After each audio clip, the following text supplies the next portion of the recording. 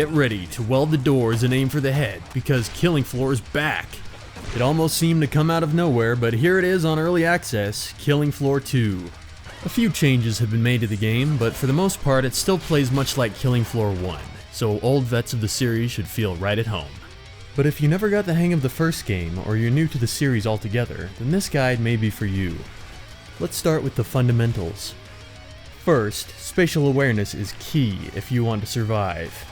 If you spend too much time focusing on one group of Zeds, there's a good chance that there may be more creeping up behind you.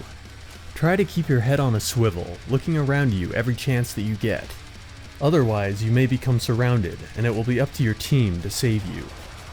Next, I want to express the importance of aiming for the goddamn head.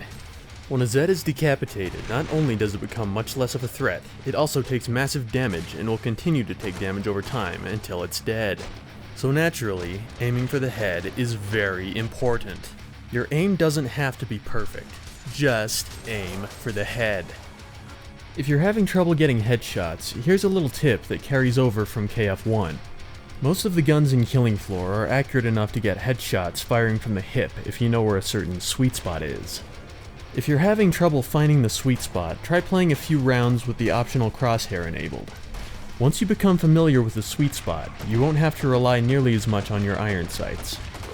Another thing to remember, it's always a good idea to communicate with your team. A team that communicates is far more likely to succeed over one that doesn't. You may be able to get away with not communicating in normal, but hard mode is no place for shyness, while suicidal and hell on earth require extreme levels of coordination. Grenades are super awesome.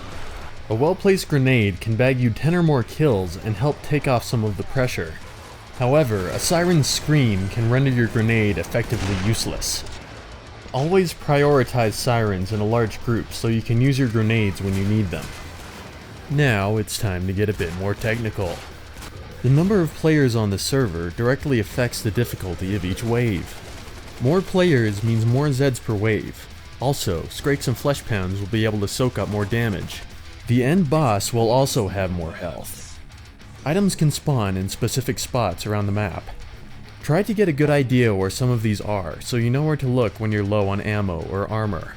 Make special note of the spawns that are near trader pods or the player spawn at the beginning of the game. Just be aware that items disappear at the beginning of each wave. Now it's time to get into the perks. Each perk has special bonuses that improve your class weapon performance and other stats like ammo capacity, max health, etc. There are many more perks to come, but as of early summer 2015, there are only 4 perks. The Berserker, a melee class. The Commando, a heavy-hitting assault rifle class. Support, a well-rounded shotgun class. And Medic. Their job is to make sure no one dies. All of these perks are pretty malleable and can take on multiple roles. But make sure whichever role you're filling accommodates the team.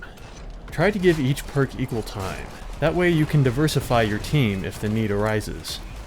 The first perk I want to get into is the Berserker. The Berserker is a high-risk, high-reward class, so naturally Berserkers take a lot of damage. Therefore, you should take extra precautions to avoid a gruesome death. Buy armor early and often. The Berserker's starting weapons don't consume ammo, so you can use the extra money to buy armor sooner. You should also take extra care not to stray too far from your medic. You don't want to be alone on the off chance that you miss 3 parries in a row against a Scrake. Which brings me to my next point. Parry.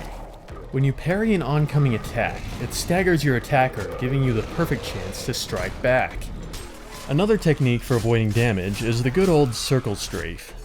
When you circle around your foes, it makes you harder to hit as opposed to simply standing in front of them. It's also good for corralling small Zeds into a group that you can easily decapitate with a flurry of horizontal swings. You can also use this technique against big Zeds to avoid their attacks. Although the Berserker is primarily a melee perk, it also has a selection of ranged weapons. When things get too crowded, use these to clean up trash mobs so you have room to work. The projectiles also bounce, which makes these weapons ideal for clearing groups of crawlers. Next, let's talk about the Commando. The Commando perk is pretty straightforward. Kill whatever poses the biggest threat. But it's not quite as simple as shooting whatever's closest to you. The Commando has more info about the battlefield than any other perk. Within a certain range determined by your perk level, you can see enemy health bars and cloaked stalkers. Pay attention to these details and plan accordingly. Also take note that the Commando's weapons all have an alt-fire mode. Switch to your alt-fire when you want to be more accurate and conserve ammo. Next up is the support class. The support perk, among other things, gives you enhanced shotgun damage and projectile penetration. A skilled shotgunner can use this to their advantage by lining up multiple enemies with each shot. Whenever you encounter a group of enemies, try to find the best angle that will maximize your projectile spread and hit as many Zeds as possible. This makes the support class very good at cleaning up groups of trash mobs, but it can also deal heavy damage to a single target. The double barrel shotgun and AA-12 are great for dealing damage to boss mobs like the Strafe and Fleshpound. One downside to the support class is that until you get the AA-12, you spend a lot more time reloading than you do shooting. The starter and combat shotguns reloads are interruptible, but the double barrel and AA-12 reloads cannot be interrupted. You can take advantage of interruptible reloads for a sort of stick and move tactic if you're on the run. Don't run backwards. That way you might back into something that might kill you. Instead, face forwards while running, continuously reload your weapon and shoot whatever's in your way while occasionally turning around to kill what might be chasing you. Be sure to remember this for if you want to get out of somewhere in a hurry, or if you get separated from your team. And last of all, we have the medic. Like I said earlier, just make sure no one dies. Your class weapons all have an alt-fire mode that shoots a healing dart. This dart has a minor homing effect, so your aim doesn't have to be perfect. Make sure to pay attention to the counter above your ammo that tells you how full your healing charge is.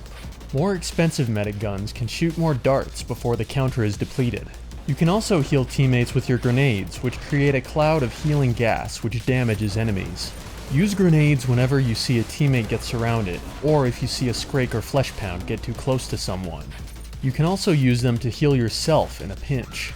Speaking of healing yourself, don't forget to heal yourself. It can be very easy to get ultra focused on healing your team, especially if you're the only medic.